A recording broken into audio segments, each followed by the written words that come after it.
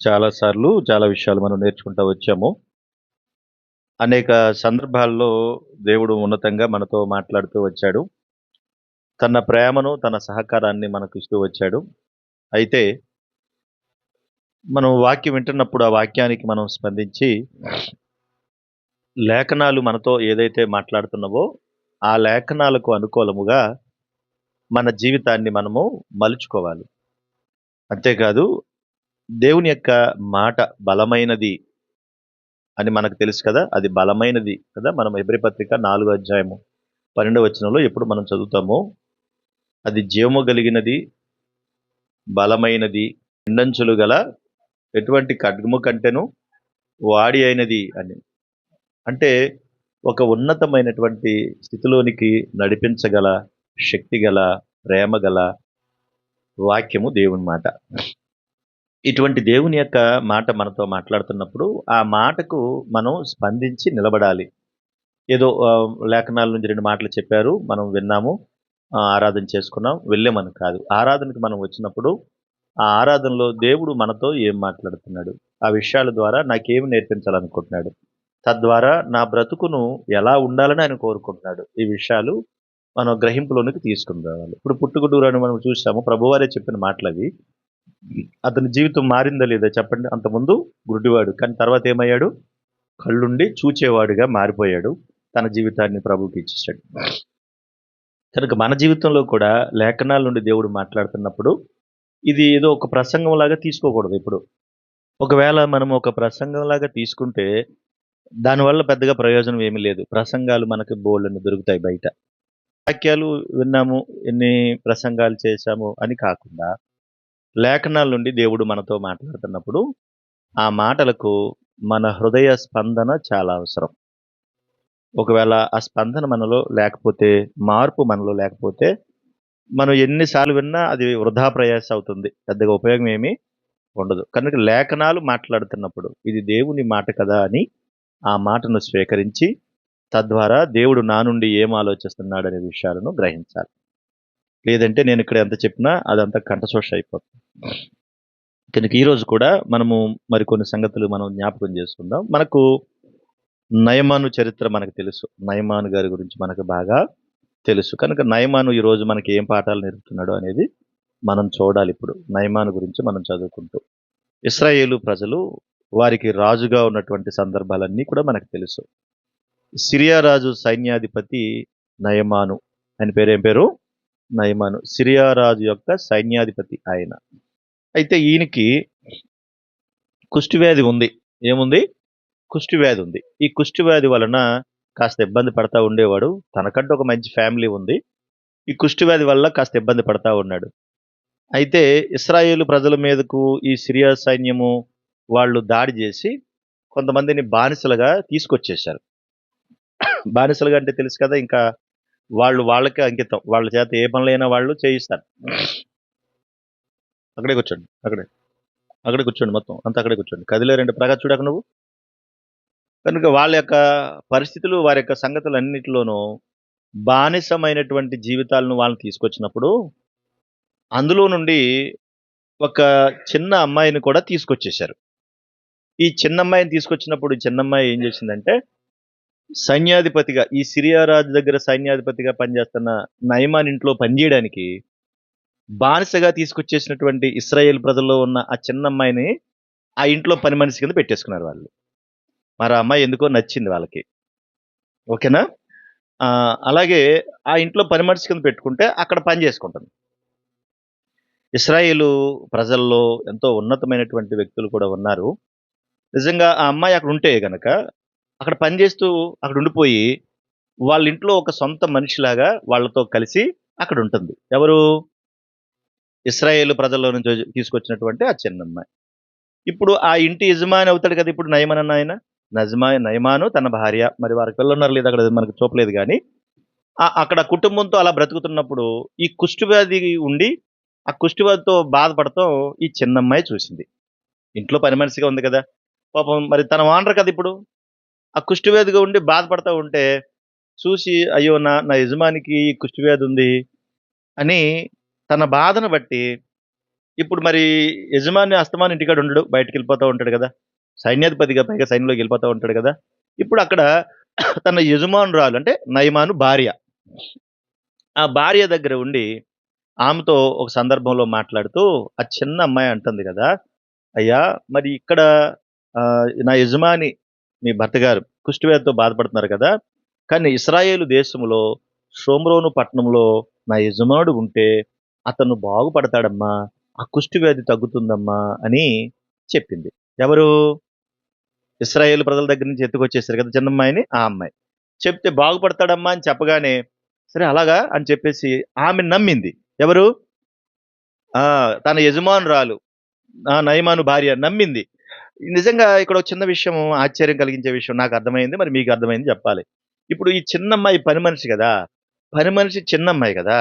ఇప్పుడు అలాంటి వాళ్ళు చెప్పిన మాట తొందరగా యజమానులు వింటారా? వింటారా? వినరు. కానీ ఈ అమ్మాయి అక్కడ నమ్మకంగా ఉంది.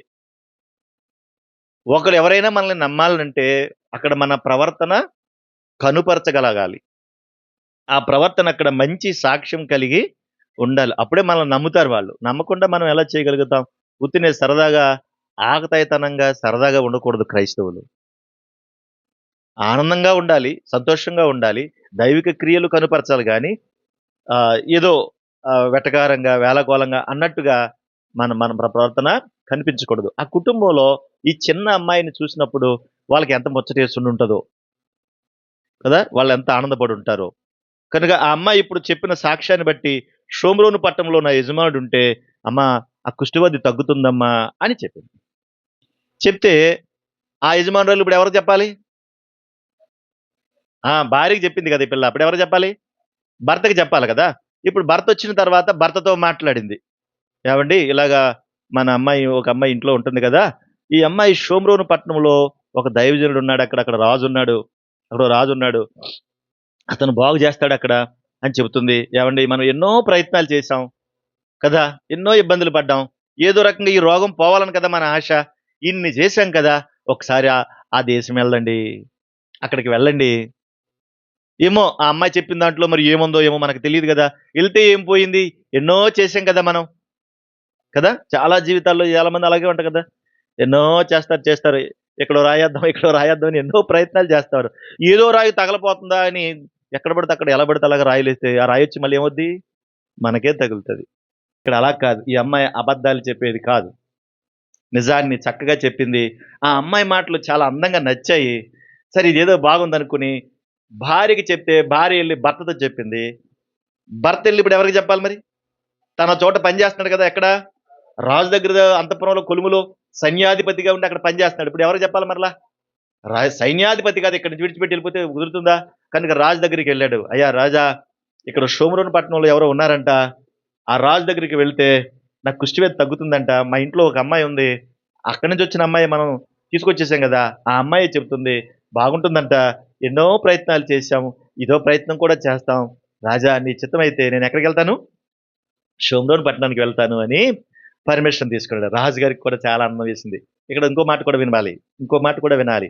ఎలాగంటే తన దగ్గర ఉన్నటువంటి పనివాడు ఒక రిక్వెస్ట్ చేసి, "నేను ఇలా చేయాలనుకుంటున్నాను. మీరిలా చేస్తే బావుంటదనుకుంటున్నాను. రాజా మీ హెల్ప్ కావాలంటే" రాజు వెంటనే ఒప్పుకున్నాడు. ఏమి ఆలోచించకుండా వెంటనే ఒప్పుకున్నాడు. ఇక్కడ ఈ చిన్నదే కాదు, నయమాను కూడా తన యజమాని దగ్గర ఎలా ఉన్నాడు? నమ్మకస్తుడుగా ఉన్నాడు. నమ్మకస్తుడిగా ఉన్నాడు. కాబట్టి మనం ఎక్కడైనా ఒక చోట పని చేసేటప్పుడు వాళ్ళని మోసం చేయకూడదు. వింటున్నారా పిల్లలారా? మనం ఒక చోట పని చేసేటప్పుడు వారిని మోసం చేయకూడదు. అలా మోసం చేయడం వల్ల మనమే నష్టపోతాం. ప్రసంగి గ్రంథంలో కూడా అంటాడు. "నువ్వు పని చేసేటప్పుడు నీ శక్తి లోపం లేకుండా పని చెయ్యి" అంటాడు. అంటే నువ్వు చేసే పనిలో శక్తి లోపం ఉండకూడదు. మోసం చేయకూడదు. ఇతరుల్ని మోసం చేసి నువ్వు సంపాదించుకుంటే అది నీకు కీడు. అది నీకు శాపం. అది మంచిది గాదు. కనుక యజమానుడు ఒప్పుకున్నాడంటే ఎంత నమ్మకస్తుడిగా పనిజేస్తున్నాడు. కనుక నమ్మకస్తుడిగా ఉన్నప్పుడు ఎంత బావుంటుందనంటే, మనకి ఏదేది అవసరమో, ఏ సమయానికి అవసరమో, ఎంత అవసరమో వాళ్ళే మనకిస్తారు. వాళ్ళనెంత బాగా చూసుకుంటారంటే, తన ఇంట్లో ఉన్నటువంటి తన సొంత బిడ్డల్లాగా పనోళ్ళని కూడా చూసుకునే వాళ్ళున్నారు ఇప్పటికి. ఉన్నారు ఇప్పుడు కూడా ఉన్నారు. కనుక ఒక యజమాని దగ్గర మనం పనిజేస్తున్నప్పుడు ఎప్పుడు వారిని మోసం చేయకూడదు. నీకు ఏదైనా కావాలంటే అవసరమైతే నువ్వు అడిగి తీసుకోవాలే తప్ప మోసం చేయకూడదు. మోసం చేయడం వల్ల ఒకవేళ మోసం చేసినటువంటి ఆ సొమ్ము నువ్వు తెచ్చుకొని నీ కుటుంబంతో నువ్వు క్షేమంగా ఉండలేవు. దాని యొక్క పర్యవసానం నీకు ప్రమాదకరంగా మారి అది నిన్ను, నీ కుటుంబాన్ని తినేస్తది. కనుక నీ యజమాని దగ్గర పనిచేసేప్పుడు న్యాయంగా పని చేయి. మోసమైతే చేయొద్దు. ఇప్పుడు నయమాను ఎప్పుడైతే అలా చెప్పాడో, నేను మీకు వచనాలు చూపించను గాని నేను చదువుతాను చూడండి. నయమాన్ చెప్పిన తర్వాత రాజు ఇశ్రాయేలు రాజుకి ఏం చేశాడంటే లెటర్ రాశాడు. ఎందుకంటే మరి అక్కడ ఉన్న అలా చూసుకోవాలి కదా! రికమెండేషన్ లెటర్ అంటారు దీన్ని. ఎలాగంటే బాగా అర్థమవుద్ది కదా! ఆ రికమెండేషన్ లెటర్ రాసి ఎలా ఎలా రాశాడంటే చూడండి, ఇలా రాసించాడండి. 20 మణుగుల వెండి, 1,20,000 బంగారం, 10 దుస్తులు బట్టలు తీసుకుని ఇశ్రాయేలు రాజునకు పత్రికను అప్పగించాను. ఎంత ఇచ్చాడంట? 20 మణుగులు వెండి, 1,20,000 బంగారం, 10 దుస్తులు బట్టలు కానుగ్గా ఇస్తాడంటే ఎవరికి? ఇశ్రాయేలు రాజుకి. లెటర్ రాసి, నా దగ్గర ఒక పనివాడు ఉన్నాడు, నా పనివాడు అంటే నా సైన్యాధిపతి, అతనికి కుష్ఠరోగం ఉంది, నువ్వు బాగు చేస్తావని నాకు తెలిసింది, కాబట్టి ఇదిగో నీకు కానుకలు పంపుతున్నాను. ఎన్ని కానుకలు? మళ్ళీ చెప్తాను చూడండి, ఎన్ని కానుకలు? 20 మణుగులు వెండి, 1,20,000 బంగారం, 10 దుస్తుల బట్టలు. లెటర్ రాసి రికమెండేషన్ లెటర్తో పాటుగా ఈ వస్తువులు ఇచ్చి మా వాడిని బాగా చూడండి అంటున్నాడు. ఎవరన్నా ఇస్తారా? చెప్పండి, ఎవరన్నా ఇస్తారా? ఎంత నమ్మకస్తుడు, ఎంత మంచివాడైతే యజమాని అంత ప్రేమిస్తాడు నయమాన్ని కదా. కనుక రికమెండేషన్ లెటర్ ఇచ్చి, కానుకలు ఇచ్చి, నువ్వు వెళ్ళి ఇదిగో అక్కడికి కనిపించు, ఈ లెటర్ ఇచ్చే, మా వాడు నిన్ను బాగా చూసుకుంటారని చెప్పి పంపిస్తే, ఈ లెటర్ అందుకున్నాడు. ఈ రాజు వెళ్ళాడు, నయమాను వెళ్ళాడు, లెటర్ అందుకున్నాడు. ఇశ్రాయేల్ రాజు లెటర్ అందుకున్నాడు, కానుకలు అందుకున్నాడు. ఇశ్రాయేల్ రాజుకు దడట్టుకుంది. ఎందుకు చెప్పండి? ఇశ్రాయేల్ యొక్క రాజుకి స్వస్థత చేసేటువంటి వరమేమీ లేదు. అతను రాజు. ఇతను సిరియా సైన్యానికి రాజు ఎలాగో అతను ఇశ్రాయేలు సైన్యానికి రాజు. ఆయన అంటాడు, చూసావా చూసావా చూసావా, సిరియా రాజు నా మీద ఎలా యుద్ధం పెట్టుకోవాలి, నా రాజ్యాన్ని ఎలా ఆక్రమించుకోవాలి, నన్ను ఎలా చావు దెబ్బ కొట్టాలని లెటర్ రాశాడు. నేను కుష్ఠరోగం బాగు చేయడం ఏంటి బాబోయ్ అంటున్నాడు. నిజంగా అంత అద్భుతం అనిపిస్తుందండి. చరిత్ర హిస్టరీ చూస్తే ఎంత అద్భుతంగా ఉందండి నిజంగా. నయమాను పట్టుకుని లెటర్ చూసి ఏడుస్తున్నాడు. ఎవరో ఇశ్రాయేల్ రాజు ఏడుస్తున్నాడు. అయ్యి బాబోయ్, నేను బాగు చేయడం ఏంటి, నాకు వరం ఎక్కడుంది, నాతో ఏదో రకంగా గొడవ పెట్టుకుని నన్ను ఏం చేయాలనుకుంటున్నాడు, ఈ రాజ్యాన్ని నన్ను ఆక్రమించుకోవాలనుకుంటున్నాడు. నువ్వు ఏడుస్తూ ఉంటే ఈ ఏడుపు ఎక్కడ దాకా కనపడిందంటే, ఎక్కడో ఉన్నాడు ఎలీషా ప్రవక్త ఎక్కడో ఉన్నాడు. ఎలీషా ప్రవక్త కనపడింది. అప్పుడు ఎలీషా ప్రవక్త కనపడితే ఎలీషా ప్రవక్త అన్నాడు, రాజా ఎందుకు ఎడుతున్నావు, ఎందుకు ఎడుతున్నావు, ఇశ్రాయేల్ ప్రజల్లో ఎవరు లేరనుకుని ఏడుస్తున్నావా, నువ్వు అంత బాధపడొద్దులే, వాళ్ళందరినీ నా దగ్గరికి పంపించు, వాళ్ళ సంగతి నేను చూసుకుంటా. శక్తి కలిగిన వారు, దైవత్వం కలిగిన వారు, ప్రభులో ఉన్నవారు ఎప్పుడు ధైర్యంగా ఉంటారు. Praise the lord. అన్ని బాగా చదువుకున్నాం అనుకోండి, ఎగ్జామ్లో ఎలా కూర్చుంటాం మనం, బాగుంటే మంచి యాక్టివ్గా ఉంటాం. మన ప్రభు మనతో పాటు ఉంటే మనం ఎక్కడైనా ధైర్యంగా ఉంటాం. Praise the lord. ఎక్కడైనా ధైర్యంగా ఉంటాం. మన ప్రభు మనకు సహాయంగా ఉంటే అసలు మనం ఎవరికి భయపడం. అదే రోమపత్రికలు అంటాడు, ప్రభు మనకు తోడుంటే మనకు విరోధి ఎవడు, మనకి విరోధి ఎవడు అంటాడు. కనుక ఆయనను తోడుగా తీసుకోవాలి మనం. ఇప్పుడు ఎలీషాకు ప్రభు తోడుంది కనుక ఏమంటున్నాడు, నువ్వెందుకు ఏడుస్తావు రాజా, నా దగ్గరికి పంపించు, నేను చూసుకుంటానన్నాడు. రైట్, ఇక్కడ దాకా అర్థమైందా? మరి అర్థమైందా? ఎప్పుడైతే నేను చూసుకుంటానాడో, బాబయ్య ఇది నా వల్ల కాదు, మా వాడు ఉన్నాడు అక్కడ పెద్ద ఆయన, అక్కడికి పంపిస్తాను, మిమ్మల్ని అక్కడికి వెళ్ళిపోండి అన్నాడు. వెళ్ళిపోగానే ఎలీషా ఉన్నటువంటి ప్రాంతానికి వెళ్ళిపోయారు. ఎవరు? నయమాను, తనతో పాటు కూడా వచ్చినటువంటి దాసులు అందరూ కలిపి వెళ్ళిపోయారు. అక్కడికి వెళ్ళిపోయిన తర్వాత మాట్లాడుతున్నారు అనమాట. ఎందుకు వచ్చావు ఏంటి అన్న సంగతి ఏం లేదు ఇక్కడ, నువ్వు ఎందుకు వచ్చావు ఏంటన్న సంగతి లేదు ఇక్కడ. ఎందుకు లేదు అని అంటే ఆల్రెడీ ఇన్ఫర్మేషన్ తెలుసు. ఎవరికి? ఎలీషాకు తెలుసు అక్కడ ఏం జరుగుతుందో, ఏం జరగబోతుందో అన్నీ ఎలీషాకు తెలుసు. తెలిసేంటి అప్పుడు ఆయన ఏమన్నాడంటే, సరే అక్కడే ఆగాడు, గుర్రాలన్నీ అక్కడ ఆగే, ఈయన షెడ్ ఇక్కడ ఉంది, ఎలీషా ఉన్నాడు ఇందులో, తన పనివాడి గెహజీ ఉన్నాడు ఇక్కడ, వాళ్ళందరూ వచ్చి అక్కడ ఆగారు. ఎవరు? నయమాను వాళ్ళతో పడిచిన వాళ్ళు అక్కడ ఆగారు. ఎలీషా గెహజీతో కవర్ పంపించాడు. ఎల్లు అక్కడ ఎదురుకుండా యొర్దాన్ నది ఉంది కదా, అందులోకి వెళ్ళి 7 సార్లు మొలగమను అన్నాడు. ఎవరిని? నయమాన్ని అన్నాడు, అక్కడ యొర్దాన్ నది ఉంది కదా, వెళ్ళి 7 సార్లు మొలగమను అందులో. రాజుబాబు అర్థమవుతుందా? 7 సార్లు మొలగమను అనగానే అప్పుడు దాకా బాగానే ఉన్నాడు నయమాను. ఇంకా వస్తుంది మరి కోపం. అరే నా మీద వస్తుంది కోపం. ఆ? నువ్వు ఇక్కడ ఉన్నావా? ఓకే. ఎంత కోపం వస్తుందంటే, ఏంటి మా దగ్గర నదులేమి లేవా? మా దగ్గర ఎన్ని నదులు ఉన్నాయి అక్కడ? అబానా ఉంది, దమస్క్ నదులు, అబానా ఉంది, పర్పరు ఉంది. ఇలాంటి నదులన్నీ అక్కడ ఉన్నాయి. అక్కడ నేను మొలగలేనా? అసలు అక్కడి నుంచి నేను ఇంత బంగారం, ఇంత వెండి, ఇన్ని బట్టలు పట్టుకుని వచ్చానంటే, ఇన్ని గుర్రాలు వేసుకుని వచ్చానంటే, ఇంత రథం మీద వచ్చానంటే, నన్ను చూసి ఏం చేయాలి? ఆ ప్రవర్తనోడు ఏం చేయాలి? గబగబా లేసొచ్చి నాకు నమస్కారం పెట్టి, సో అండ్ సో ఏం చేయాలి బాబు నీకు అని అడిగితే, అప్పుడు నెత్తి మీద ఇలా పెట్టి దబ దబ దబ 4 బాది కదా నన్ను బాగు చేయాలి. ఇది ఏమీ చేయకుండా ఎదురుగుండా యొర్దాన్ నది ఉంది, అందులో ములగమంటాడా?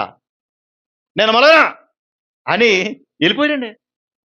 వెళ్ళిపోయాడు. నేను మొలగను, రే మీరు కూడా రండిరా అని వెళ్ళిపోయాడు. ఇందులో మొదటి మాట మీరు ఏం రాసుకుంటారంటే, మొదటి మాట, నేను అనేటువంటి అహంకారం నయమానికి వచ్చింది. నేను అనేటువంటి అహంకారం నయమానికి వచ్చింది. మనం ఎప్పుడు కూడా అహంకారపు స్థితి ఉన్నప్పుడు మన లోపల మనకేమొస్తుందంటే, నేను నేను అన్నట్టుగా అనిపిస్తుంది అనమాట. అది హృదయాన్ని పాడు చేస్తుంది. చూడండి, అందులో సామెతల గ్రంథం 3వ అధ్యాయం 7వ వచనం ఒకసారి చూడండి తొందరగా.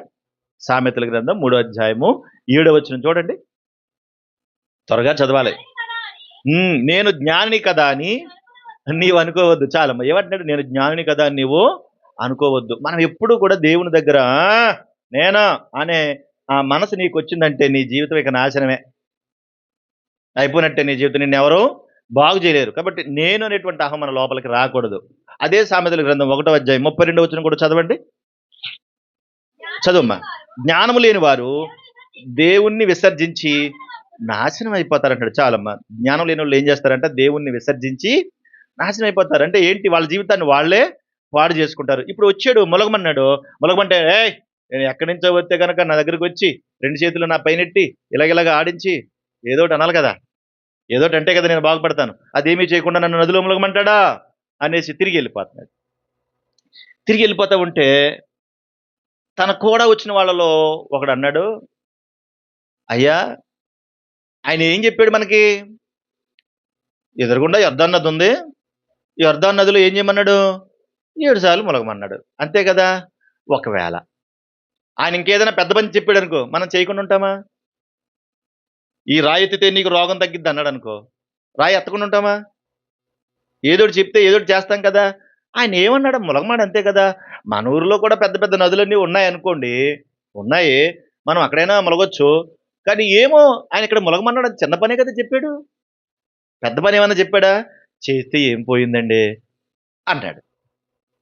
ఇక్కడ రెండో మాట ఏం రాసుకుంటారంటే, మంచి దాసుని సలహా స్వీకరించాడు. మంచి దాసుని సలహా స్వీకరించాడు. ఒకసారి చూడండి, తీతుకు రాసిన 3వ పత్రిక 3వ అధ్యాయం 5వ వచనం. తీతుకు పత్రిక 3వ అధ్యాయము 5వ వచనం చూడండి. తీతుకు పత్రిక 3వ అధ్యాయము 5వ వచనం. మనము నీతిని అనుసరించి చేసిన క్రియల మూలముగా కాగా ఏ చదువుతున్నావమ్మా? 3 చదువమ్మా. పునర్జన్మ సంబంధమైన స్నానము ద్వారా అని ఉందా అక్కడ? ఇక్కడ ఒక మాట ఆలోచించాలి. ఇప్పుడు మంచి దాసుని సలహాని స్వీకరించాడు. బాగా వినాలే. ఇతనికి ఎవరైనా చెప్పినప్పుడు దానిని ఆలోచించడం, అర్థం చేసుకోవటం, దాన్ని స్వీకరించే గుణం ఉంది. ఎవరికి? నయమానికి. అందుకనే కదా ఇంటి దగ్గర ఇశ్రాయేలు చిన్నది చెప్పిన మాట విని అర్థం చేసుకుని రాజుగారికి చెప్పాడు, గ్రహించాడు. కాబట్టే అక్కడి నుంచి ఇశ్రాయేలు దేశం దాకా వచ్చాడు. ఇప్పుడు తన పనివాడు సలహా ఇస్తే నువ్వెవడోరా నాకు చెప్తాకి అని అన్నాడా? అనలేదు. నాకు అన్నీ తెలుసు, నువ్వేంటి నాకు చెప్పేది అని అన్నాడండి. కొంతమంది మూర్ఖత్వంగా ఉంటారు. వాళ్ళు ఎవరి మాట వినరు. వాళ్ళు ఏమనుకుంటారంటే నేను చెప్పిందే అంతా రైటు, నాకే అన్నీ తెలుసు అనుకుంటారు. ఇది చాలా ప్రమాదం, చాలా ప్రమాదం. నీకన్నా వయసులో ఒకవేళ చిన్నవాడు ఒక మంచి సలహా ఇస్తే నువ్వు స్వీకరించగలగాలి. ఆ సలహా ఎంతవరకు రైట్ అనేది కూడా ఆలోచించగలగాలి. ఇప్పుడు తను ఇచ్చిన సలహాని చూశాడు, నేను మొలగను వెళ్ళిపోతాను అని అనలేదు. సరే నువ్వు చెప్పింది కూడా బాగుందిలే, చిన్నమాట కదా చెప్పావు అనుకుని ఆలోచించి అర్థం చేసుకున్నాడు. అక్కడ తను ఒకవేళ నిజంగా అలాగే ఉంటే ఏం చేసేవాడు? ఇంటికి వెళ్ళిపోతాడు. ఏ రోగంతో వచ్చాడో ఆ రోగంతోనే వెళ్ళిపోతాడు. కొంతమందికి వారు అనుకున్న మాట నచ్చకపోతే వెంటనే కూడా ఎక్కడలేని కోపాలు వచ్చేస్తా ఉంటాయి. వాళ్ళు అనుకున్న మాట వినకపోతే. అమ్మా ఎట్టున్నారో తెల్లారా? అందులో ఒకడు అహీతోపెలు. ఏం చేశాడు? సలహా ఇచ్చాడంట ఎవరికి? అబ్షాలోం. అబ్షాలోం ఎవరు? దావీదు కొడుకు కదా. దావీదుని చంపడానికి కదా అబ్షాలోం ప్లాన్ చేస్తున్నాడు. అలాంటి అబ్షాలోముకి తప్పుడు సలహా ఇచ్చాడు. తప్పుడు సలహా ఏంటి? వాడికి మంచి సలహా అది. కానీ అలాంటి సలహా ఇస్తే అక్కడ హూషై చెప్పిన మాట నెగ్గిందని, తన మాట నెగ్గలేదని ఏం చేశాడు? తన మాట ఎవరు వినలేదని ఏం చేశాడు? వెంటనే ఉరేసుకుని చచ్చిపోయాడు. అంటే చూడండి, ఒక ఆ విపరీతమైనటువంటి అహంకారం లోపల ఉండడం వల్ల నేను చెప్పిందే జరగాలి అని చాలా మంది అనుకుంటారు. అది తప్పు. ఒకవేళ నీ భార్య అయినా సరే మంచి సలహా ఇస్తే నువ్వు ఆలోచించాలి. నయమాన్ అలాగా ఆలోచించాడు. నువ్వేం నాకు చెప్పేది, నాకు అన్నీ తెలుసు అనకూడదు. అలా అంటే వల్ల నీకే నష్టం కదా.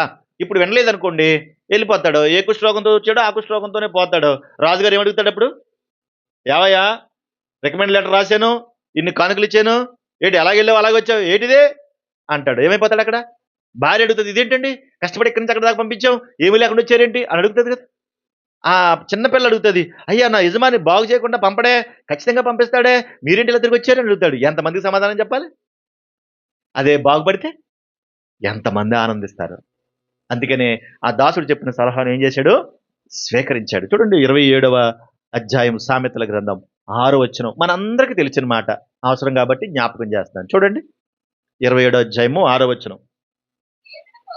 మేలును కోరి మేలును కోరి స్నేహితుడు గాయములు చెయ్యును, పగవాడు లెక్కలేని ముద్దులు పెట్టును అన్నాడు. అంటే ఏంటన్నమాట? నిన్ను ప్రేమించేవాడు ఎప్పుడు నీకు మంచి సలహాయే ఇస్తాడు కదా. నిన్ను ప్రేమించేవాడు నీకు మంచి సలహా ఇస్తాడు. నీ నాశనాన్ని కోరుకునేవాడు నీకు ఎప్పుడు చెడ్డ సలహా ఇస్తాడు. నీ దగ్గరే ఉంటాడు కానీ నీ నాశనాన్ని కోరుకుంటాడు. ఇప్పుడు ఆ దాసుడు మేలు చేశాడా కీడు చేశాడా? మేలే చేశాడు. కాబట్టి ఏం చేశాడు? తను విన్నాడు. విన్నాడు గనకనే రాగలిగాడు. విన్నాడు గనకనే రాగలిగాడు. లేకపోతే ఏమయ్యేవాడు మరి? అయిపోయింది. ఆ తర్వాత తను చెప్పినట్టుగానే ఆ యొర్దాను నదిలో దిగాడు. 7 మార్లు ములిగాడు. ములగ్గానే కుష్ఠరోగం అంతా పోయింది. ఎంత చిత్రంగా పోయిందంటే, చిన్న పిల్లోడు దేహం ఎలా ఉంటది? గజిగజిగా ఉంటదా? చిన్నపిల్లోడి దేహం ఎలా ఉంటదండి? ఆయన ముట్టుకుంటే కందిపోతున్నట్టు ఉంటారు పిల్లలు కదండి. ముట్టుకుంటే కందిపోతున్నట్టు ఉంటారు. అలాంటి దేహంలాగా తయారైపోయింది. తన దేహాన్ని చూసి తనే ఆనందపడిపోయాడు. ఏంటి ఇది ఇలాగైపోయింది? అమ్మో ఎంత తప్పు చేసేద్దును నేను. ఇతను చెప్పకుండా ఉంటే నేను ఇందులోకి దిగేవాడినే కాదు అన్నాడు. అక్కడ చెప్పింది ఇప్పుడు అందులో శక్తి ఎవరిలో ఉంది? నీళ్ళలో ఉందా? నయమాన్‌లో ఉందా? దాసుల్లో ఉందా? ఎలీషాలో ఉందా? దేవునిలో ఉందా? శక్తి అక్కడ ఎందులో ఉంది? ఆ నీళ్ళలో ఉందా? లేకపోతే ఎలీషాలో ఉందా? ఎవరిలో ఉందా శక్తి? దేవునిలో ఉంది కదా. దేవుని వాక్కు చేత కదా ఎలీషా చెప్పాడు. ఏమని? నువ్వెళ్ళి నీళ్ళలో మునుగు. ఈ మాట ఎవరు చెప్పారు? ఎలీషాకి దేవుడిచ్చాడు. కాబట్టి ఎలీషా దేవుడు చెప్పింది వెళ్ళి నువ్వెళ్ళి మునుగు అన్నాడు. చూసారా? మనం ఇక్కడ ఎవరిని గొప్ప చేస్తామమ్మా? ఎవరిని గొప్ప చేస్తాం? మనుషుల్నే గొప్ప చేస్తాం కదా. ఎంతసేపు మనుషుల్నే గొప్ప చేస్తాం. మీరు ప్రార్థన చేశారని అనుకున్న పని అయిపోయింది. మీరు ప్రార్థన చేశారు, నేను దుబాయ్ వెళ్ళిపోయాను అన్న. మనిషిని ఎప్పుడు కూడా గొప్ప చేయకూడదు. మనిషిని ఎప్పుడు గొప్ప చేయకూడదు. మనిషి చేతుల్లో ఏది జరగదు. మనుషులు వారధి లాంటి వాళ్ళు అన్నమాట. ఇప్పుడు ఎలీషా ఒక వారధి లాంటి వాడు. వారధి అంటే తెలుసా? వారధన అంటే వంతెనని, వారధి అంటే వంతెన అని.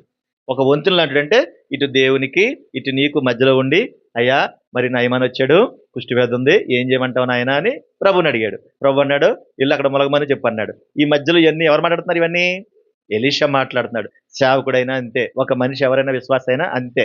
ఇందులో నీ గొప్పతనం నా గొప్పతనం ఏమీ లేదు. దేవుని మహిమను మనం దొంగిలించకూడదు. దేవుని మహిమను మనం దొంగిలించకూడదు. అతి ప్రమాదకరమైనది. మీ ఇంటికాడ ఎవరైనా సరే, అమ్మా నువ్వు ప్రార్థన చేస్తే హాయిగా ఉంటుందమ్మా, చల్లగా నిద్రాడుతుందమ్మా, నువ్వు చెయ్యమ్మా అన్నారు. ఓహో నేను ప్రార్థన చేస్తే చల్లగా నిద్రాడుతుంది. చిత్రం చెప్పనా? నువ్వు వాళ్ళ చేస్తే వాళ్ళకి అర్థం నిద్ర, నీకు అట్టదు. నిజం. ఎందుకంటే వాళ్ళ ఇంట్లో ఉన్నాయని నీ దగ్గరే ఉంటాయి. నిజం. మీరు ప్రయత్నించి చూడండి కావాలంటే. వాళ్ళకి చల్లగా నిద్రాడుతుందంటే వాళ్ళని వదిలేసి నేను పట్టుకున్నాయని. నిజం. బోలెడు ఉంటాయి ఇలాంటివన్నీ. అంటే మనుషుల్ని ఎప్పుడు కూడా గొప్ప చేయకూడదు. దేవునికి మాత్రమే మహిమ రావాలి. మూడో మాట, దైవజనుడు చెప్పినట్లు 7 సార్లు మునిగాడు, శుద్ధయ్యాడు. దైవజనుడు చెప్పినట్లుగా నడుచుకున్నాడు, శుద్ధయ్యాడు. ఎంత మంచివాడండి.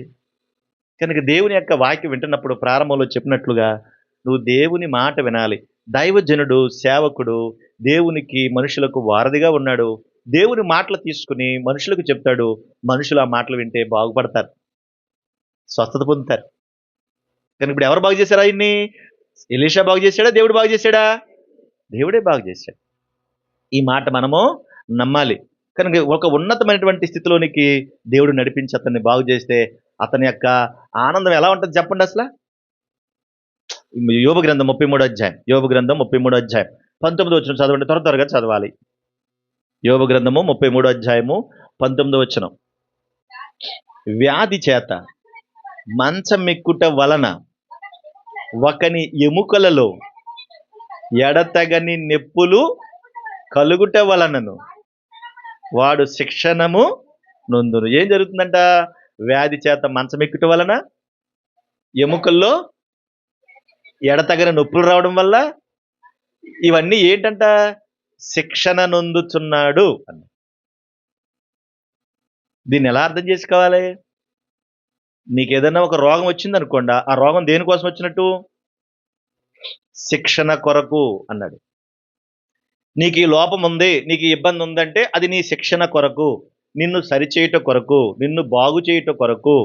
ఎందుకు ఇదంతా అంటే నువ్వంటే ఆయనకి ఇష్టం కాబట్టి, నువ్వంటే ఆయనకి ప్రేమ కాబట్టి. ఎవరిని పెడతా కొడతాం మనం? కొడతామా? ఎవరిని పెడతా తిడతామా? వాళ్ళని ఒరే బాబు నువ్వు చెడిపోతున్నావురా, కుదరదురా అని ఎవరికి పెడతా చెప్తామా? ప్రేమ ఉన్న వాళ్ళకే చెప్తాం, అమ్మా నువ్వు చేసే పని బాగోలేదమ్మా, ఇలాగైతే నువ్వు ఇబ్బంది పడతావు, లేదు లేదు నువ్వు చేసే తప్పమ్మా, నువ్వు ఇలా ఉండాలమ్మా అని ఎవరికి చెప్తామంటే ప్రేమించే వాళ్ళకే చెప్తాం. లేదనుకోండి, వాళ్ళు ఎలా పోతే నాకెందుకు అనుకుంటాం, వాళ్ళు ఎలా పోతే మాకెందుకు అనుకుంటాం. కాబట్టి దేవుడు కూడా శిక్షణ ఇస్తున్నాడు. ఇప్పుడు నయమాను దేవుళ్ళు ఎన్నుకున్నాడు కనుక నయమానుకు శిక్షణ ఇచ్చాడు కుష్టి రోగం ద్వారా. అందుకే అక్కడి నుంచి ఇక్కడికి వచ్చాడు. అంతేకాదు అక్కడ మరొక మాట మీకు జ్ఞాపకం చేస్తాను చూడండి. లోకాసు వార్త 4వ అధ్యాయం 27వ వచనం, అందులో 26వ వచనం కూడా చదవము ఒకసారి. 26 యోబు గ్రంథం 33 26 చదవండి ఫస్ట్. 26 వాడు దేవుణ్ణి బ్రతిమాలుకొనిన ఎడల ఆయన వాణిని కటాక్షించండి. ఎవరిని బతకగలమంటున్నాడు? దేవునిని బతిమాలుకుంటే ఆయన కటాక్షం చూపుతాడంటే ప్రేమ చూపిస్తాడు అంటున్నాడు. అంటే నీకు వచ్చినటువంటి రోగం శిక్షణ కొరకైతే శిక్షణ ద్వారా మనం ఏమైపోవాలి? ఇప్పుడు ప్రభా నా పరిస్థితి నీ చిత్తం లేనిది ఏమీ జరగదు కదా, నాకు సహాయం చేయవా నాయన అని ఆయన పాదాలు పట్టేసుకోవాలి. ఆయన బతిమాలుకోవడం నేర్చుకోవాలి. మనలో కూడా చూడండి, ఒకవేళ ఏ రోగం లేకపోతే మీరు ఎలా ఉందిరా అసలు? కాళ్ళు అసలు నొప్పులు లేని వాళ్ళు ఉన్నారా?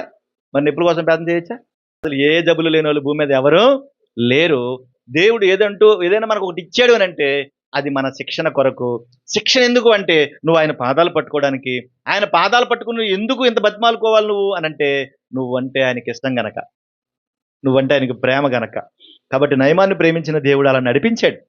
అందుకనే దైవజనుడు చెప్పినట్టు కడకి ఏం చేశాడు? నేను అనే అహం పోయింది, నేను కాదు అంతా దేవుడే అనే మనసు వచ్చింది. మనసు రాగానే ములిగాడు. ఏంటి అలాగైతే? ఇద్దరు అక్కలకి పోటీ వచ్చిందంట. ఇద్దరు అక్కలకి చాలా కోపం వచ్చిందంట. కోపం వచ్చినప్పుడు ఇద్దరు మారు మనసు పొందాం బాప్తిసం అన్నారంట. ఒక అక్క బాగానే ములిగింది, కానీ ఒక అక్క మాత్రం బాప్తిసం ఎత్తంటే చెయ్యలైతుందంట పైకి. బాప్తిసం ఎత్తంటే చెయ్యల పైకెట్టిందంట. ఎంత గుంజి కిందకి ఎడదామన్నా సరే ఇది మాత్రం పెట్టనా అంటుందట. ఇది ఎందుకు పెట్టవమ్మా నువ్వంటే మా పక్కింటి అత్తమానం తిట్టింది, ఎప్పుడో మొక్కుకున్నాను దీంతో ఒక లెంపకాయ వేయాలని. ఎవరిని? ఆ పక్కింటి ఆమెని దీంతో ఒక లెంపకాయ కొట్టాలని మొక్కుకుందంట. ఆయన కొట్టేసిన తర్వాత అప్పుడు దీనికి బాప్తిసం ఇమ్మంటుంది ఈ చేతికి. మారు మనసు పొందినట్టేనా? చెప్పరే. అంటే ములిగానంటే ములిగారు, కానీ లోపల బుద్ధి ఏమీ మారలేదు. ఇప్పుడు నయమాను ములుగుతూ ఏమనుకుని ఉంటాడు? దేవా ఇశ్రాయేలు చిన్నది చెప్పింది, నేను ఇక్కడ దాకా వచ్చాను, ఏం జరిగిందేమో తెలియదు, నువ్వు గొప్పడు కదా, నాకు ఈ కుష్ఠరోగం తగ్గితే చాలు నాయనా అనుకుని ఉంటాడు కదా. అలా అనుకోకుండా తగ్గేది అది. నిజంగా ఎంత అద్భుతం. దేవుని విషయాలు మన ఊహగా కూడా అందనంత ఎత్తులో ఉంటాయి. కనుక దైవజనుడు చెప్పినట్టుగా చేసినట్టుగా ఆనందం పొంగిపోయి అంటున్నాడు, అయ్యా మీరు నన్ను బాగు చేశారు కదా. ఈయన ఉద్దేశం అదే అనమాట. ఇంత గొప్ప కార్యం నాకు జరిగింది కదా, నాకు స్వస్థ జరిగింది కదా, నాకు కుష్ఠవ్యాధి పోయింది కదా, ఈ బహుమానాలన్నీ మీరు తీసుకొని బతిమాలుతున్నాడు. అయ్యా ఈ బహుమానాలన్నీ మీరు తీసుకోవాలి, ఇవి తీసుకోకపోతే కుదరదు, తీసుకోవాలి తీసుకోవాలి తీసుకోవాలంటే ఎలీషా అన్నాడు, నీ బహుమానాలన్నీ నాకు ఏం అవసరం లేదయ్యా, నువ్వు ఎలా వచ్చావు అలాగే వెళ్ళిపో చాలు అన్నాడు. మరి నా అక్కడికి వెళ్ళిన తర్వాత నా యజమాడేమో వేరే దేవతకు మొక్కుతాడు, నేనేమో మరి ఈ దేవుని నమ్ముకున్నాను, ఈ దేవుడే గొప్ప దేవుడు గనక అక్కడికి వెళ్ళి ఒకవేళ నా యజమాని ఒకవేళ మొక్కుతూ మొక్కుతూ నన్ను కూడా ఇలా ఒంగోమంటే ఒంగోవలసి వస్తుంది, అక్కడ నా భుజం మీద ఇలా చేయేస్తే కనుక నేను కూడా ఉండాల్సి వస్తుంది, అప్పుడు నన్ను మన్నించమని ఆ దేవునికి ప్రార్థన చేయండి అన్నాడు. ఏం కాదులే నువ్వు వెళ్ళి సంతోషంగా, ఏం కాదులే సంతోషంగా వెళ్ళన్నాడు. సరే తీసుకున్నాడు, లగేజ్ తీసుకున్నాడు, పని వాళ్ళు తీసుకున్నాడు, చాలా హ్యాపీగా ఇంటికి వెళ్ళిపోతున్నాడు. ఈ తతంగం అంతా ఎవరు చూశారు తెలుసా? తన శిష్యుడిగా ఉన్నటువంటి గెహాజీ చూశాడు. ఆయన పేరేం పేరు? గెహజీ అనండి, గెహజీ అనండి. అంటలేదు మీరు, గెహజీ అనండి. నయమాను అనండి. ఎలీషా అనండి. ఎలీషా ఎవరు అంటే ప్రవక్త, నయమాన్ ఎవరంటే సిరియా సైన్యాధిపతి, గెహజీ ఎవరంటే ఎలీషా శిష్యుడు. ఇది గుర్తుపెట్టుకోలేక రక్షణ రాజు ఎవరైనా సరే ఇంటికి ఎవరైనా వచ్చారనుకో, ఎలీషా ప్రవక్త తెలుసా నీకు, నయమాన్ తెలుసా నీకు అని చెప్పేయాలి. వాళ్ళకి చెప్తావా? మరి ఆ మనవడికి మనవాళ్ళకి చెప్తావా? అలా గుర్తుపెట్టుకుని చెప్పాలి. ఓకేనా? ఇప్పుడు ఆ చూసి వెళ్ళిపోతా ఉంటే గెహజీకి చాలా బాధ వచ్చేసింది. అసలు మా యజమాని ఎర్రోడు, అసలు ఎన్ని లక్షల రూపాయలు ఇస్తున్నాడు, ఎంత బంగారం ఇస్తున్నాడు, ఎన్ని డబ్బులు ఇస్తున్నాడు, ఎన్ని బట్టలు ఇస్తున్నాడు, ఏమి వద్దంటాడు ఏంటి, వీడికి వద్దంటే వద్దన్నాడు, నేను తీసుకోలేను, మా ఓడికి ఉండి అనొచ్చు కదా. ఎవరికైనా దారుణం అంటే గెహజీకి ఎక్కడలేని బాధ వచ్చేసిందండి. మీరు 4 మాట ఇలా రాసుకోండి. గెహజీ నయమాను తెచ్చుకున్న కుష్టుని తెచ్చుకున్నాడు. గెహజీ నయమాను కుష్టుని తెచ్చుకున్నాడు. అదే 5వ మాట. ఇక్కడ ఏం జరిగిందనంటే గెహజీకి చాలా ఆశ కలిగేసిందండి. ఆశ కలిగేసి మా వానరు అసలు మంజుడు కాదు, ఏం వద్దంటాడని కొంత దూరం వెళ్ళిపోయారు. అప్పటికి వెళ్ళిపోతున్నారు, బుర్ర వేడెక్కిపోతుంది. వాళ్ళు రథం మీద వెళ్తున్నారు కదా, మరి రథం మీద వెళ్తే అంత స్పీడ్కి వెళ్తారండి. కంగారు వచ్చేసింది, ఇంకా లేదనుకుని గబగబా గబగబా పరిగెత్తుకుంటా పోయాడు. పరిగెత్తుకుంటా దూరం నుంచి పరిగెత్తుకుంటూ వస్తుంటే నయమాను చూసి ఎవరో పరిగెత్తుకుంటూ వస్తున్నారు, ఆగునాయని అని చెప్పేసి అక్కడ ఆగాడు రథం.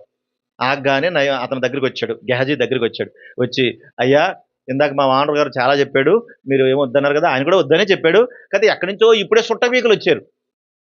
ఎవరు? చుట్టాలు వచ్చారు, చుట్టాలు వచ్చారు. వాళ్ళకి అన్నన్ని కావాలంట, మీరు ఇన్నిన్ని ఇస్తే మేము అన్నన్ని పట్టుకుని అలా అలా వెళ్ళిపోతాను అని చెప్పి. ఎవరికైనా ఏమనిపిస్తుంది? ఆయనకి ఇవ్వాలన్న ఆశ ఉంది. అడగగానే ఆయనకి ఏముంది, ఓ సంతేగా నువ్వు 2 అడిగితే నేను 4 ఇస్తానని చెప్పి చాలా ఇచ్చేసాడండి. ఇచ్చేస్తే జాగ్రత్తగా ఏం చేశాడో తెలుసండి, అవన్నీ తీసుకున్నాడు. అవన్నీ తీసేసుకుని జాగ్రత్తగా ఇంటికి వచ్చి అక్కడ గొయ్యి తీసి గొతులు కప్పెట్టేశాడు. ఓ చెట్టు కింద దాచేసాడు. అట్లని దాచేసి ఏమన్నట్టు వెళ్ళిపోయాయి. వాళ్ళ వానరగారు ఎదురుకుండా మళ్ళీ పక్కన నుంచుని ఉన్నాడు.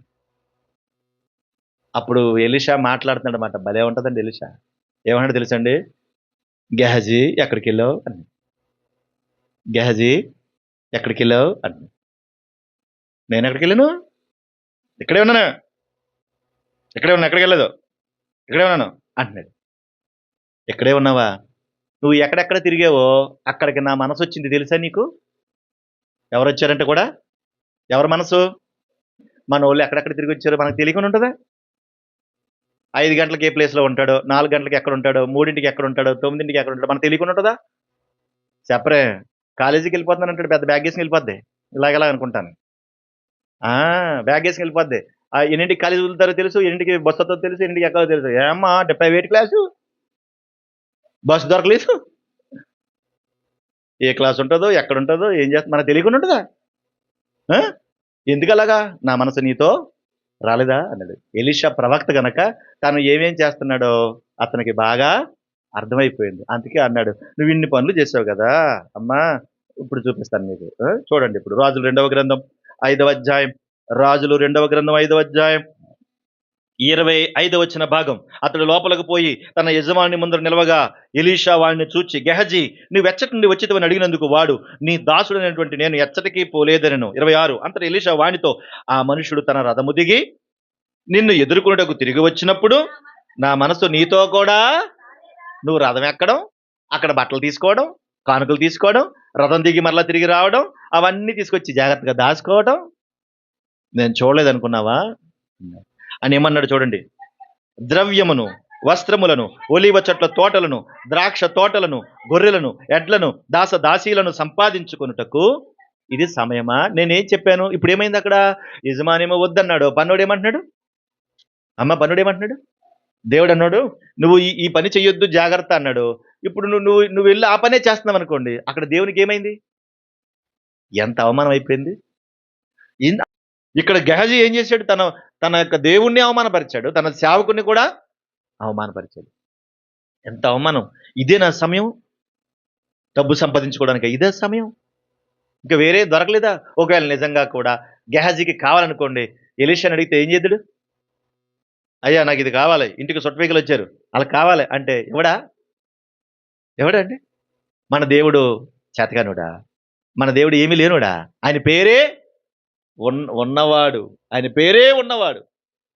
మరి ఎందుకండి మనం ఇంత ఆతృతగా పడిపోతున్నాం? కనుక ఇవన్నీ పక్కన పెట్టి ఆయన నామాన్ని హెచ్చించడం రావాలి, అవమానపరచకూడదు. ఎప్పుడైతే ఈ తప్పు చేశాడో చూడండి, అక్కడ ఏం జరిగింది చూడండి. 27వ వచనం. కాబట్టి కాబట్టి కాబట్టి దేనికి కాబట్టి? దేనికి కాబట్టి? చెయ్యకూడని పని నువ్వు చేశావు కాబట్టి. కాబట్టి నయమానుకు కలిగిన కుష్టు నీకును నీ సంతతికి నీ సర్వకాలము అంటిండును అని చెప్పగా, వాడు మంచు వలె తెల్లనైన కుష్టుము కలిగి ఎలీషా ఎదుటి నుండి బయటకు వెళ్ళిపోయాను. కడకేమయ్యాడు ఇప్పుడు? ఏమయ్యాడు? ఆశించిన కూడనే ఆశించాడు. నయమాను ఆ యొర్దాను నీటిలో వదిలేసిన కుష్టు ఇప్పుడు ఎవరికి వచ్చింది? గెహజీకి వచ్చింది. నీకు నీ పిల్లలకు సర్వకాలం అంటి ఉంటుంది అన్నాడు. మీరు ఆలోచించండి, ఇప్పుడు నీ ఒంటి మీద అయినా సరే చిన్న కుష్టు మచ్చ వచ్చిందంటే నీకు రాదని గ్యారంటీ ఏం లేదు, ఎవరికైనా వస్తుంది. చిన్న కుష్టు మచ్చ వచ్చిందంటే చూడు, నువ్వు అసలు నీ స్థితి ఎలా ఉంటుందో, ఎలా ఉంటుందో చూడు. నా ముఖం అంతా ఎర్రగా ఎవరి ముఖం లేదు, నా అంత అందంగా ఎవరు లేరు అనుకుని ఓ పేరెంట్ లవ్లీలు రాసేసుకుంటే ఆ ముఖం మీద చిన్న మచ్చ వస్తే నువ్వేమైపోతావు? ఏమైపోతావు చెప్పు? అందుకే ఎప్పుడు దేవుని నామాన్ని అవమానపరిచే పని చేయకూడదు. అది అక్కడ చేశాడు, దేవుని అవమానపరిచాడు కనుక ఆ నయమాను వదిలేసినటువంటి కుష్టు ఎవరికి వచ్చేసింది? గెహజీకి వచ్చింది. గెహజీ ఎవరు? ఎలీషాకి శిష్యుడు. నయమాన్ ఎవరు? సిరియా సైన్యాధిపతి. ఎలీషా ఎవరు? దేవుని యొక్క ప్రవక్త. కనుక ఈ స్థితిని ఎప్పుడు మనం మర్చిపోకూడదు. ఆయనకి ఇవ్వాల్సిన ప్రియారిటీ, దేవునికి మెప్పుగా చేసే పని ఏదైతే ఉందో, దేవుడు ఏదైతే మెచ్చుకుంటాడో అదే మనం చేయాలి. కనుక యేసుక్రీస్తు వారు కూడా ఈ భూమి మీదకి వచ్చిన తర్వాత మనకు రక్షణ ఇవ్వడానికి, మనల్ని కాపాడడానికి ఆయన ఎన్ని శ్రమలు అనుభవించాడు, ఎన్ని బాధలు అనుభవించాడు. ఇవన్నీ ఎందుకు చేశాడు ఆయన అంటే? మన కొరకు. అంటే మన మీద ప్రేమ ఉందా లేదా ఆయనకి? చెప్పండి. అందుకని ప్రభు ఇచ్చినటువంటి రక్షణ కూడా మనం నిర్లక్ష్యం చేయకూడదు. ఇప్పుడు గెహజీ ఏం చేశాడు? ఎలీషా దగ్గర ఒక మంచి శిష్యుడిగా ఉన్నాడు. మరి తన రక్షణ నిర్లక్ష్యం చేసినట్టే కదా అక్కడ. తనకున్న స్థితిని పాడు చేసుకోవడం లేదు ఇప్పుడు అక్కడ. ఇప్పుడు అందరూ కూడా చెప్పుకుంటారు కదా, ఇదిగో నయమానికి వదిలేసిన కుష్టి ఎవరికి వచ్చింది? ఇదిగో గెహజీకి వచ్చింది, గెహజీకి వచ్చింది, ఎంతమంది చెప్పుకుంటారండి? అంత అవమానం అండి దేవునికి. కనుక దేవుడు మనకు రక్షణ ఇచ్చాడు, మన పాపము నుండి విముక్తినిచ్చాడు. ఈ పొందుకున్నటువంటి రక్షణ యొక్క విలువను ఎల్లప్పుడూ మనం కాపాడుకోవాలి, కాపాడాలి కూడా. మన ఇంట్లోనైనా, వీధిలోనైనా, సమాజంలోనైనా, సంఘంలోనైనా అది మనం కాపాడుకోగలగాలి. ఆ దేవుని నామానికి అవమానకరంగా మనం ఎప్పుడు ప్రవర్తించకూడదు. దేవుడిచ్చే రక్షణ చాలా గొప్పది. ఒకసారి చూడండి, యోహాను సువార్త 5వ అధ్యాయం. యోహాను సువార్త 5వ అధ్యాయం 24 వచనం చదవండి, ముగించుకుందాం. యోహాను సువార్త 5వ అధ్యాయం 24 వచ్చిన భాగం చదువుదామా? నా మాట విని, ప్రభువారే చెప్తున్నారు ఆ మాట.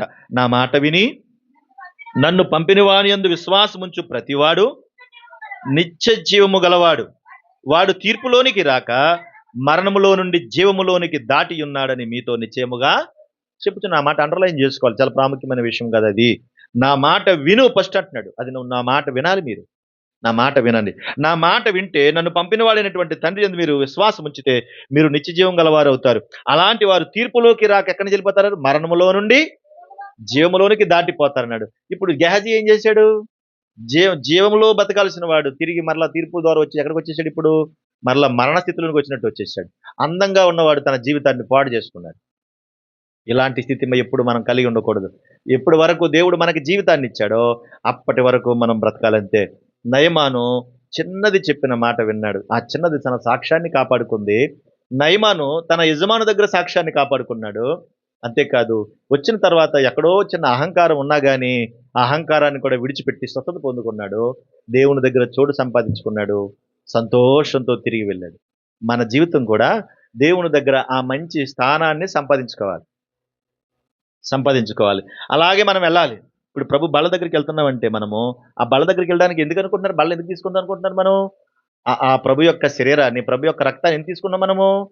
శుద్ధి అవ్వడానికి, రోజు రోజుకి శుద్ధి అవ్వడానికి. నయమాను శుద్ధయ్యి ఎంత సంతోషంగా వెళ్ళాడో, మనము దినదినము శుద్ధయ్యి దేవునికి దగ్గరగా ఉండడానికే బల్ల. అక్కడికే దేవుడు నడిపిస్తున్నాడు మనల్ని. ప్రభు తన కృపను మనకి ఆ విధమైనటువంటి స్థితిలోనికి నడిపించును గాక. ఆమేన్. ప్రార్థన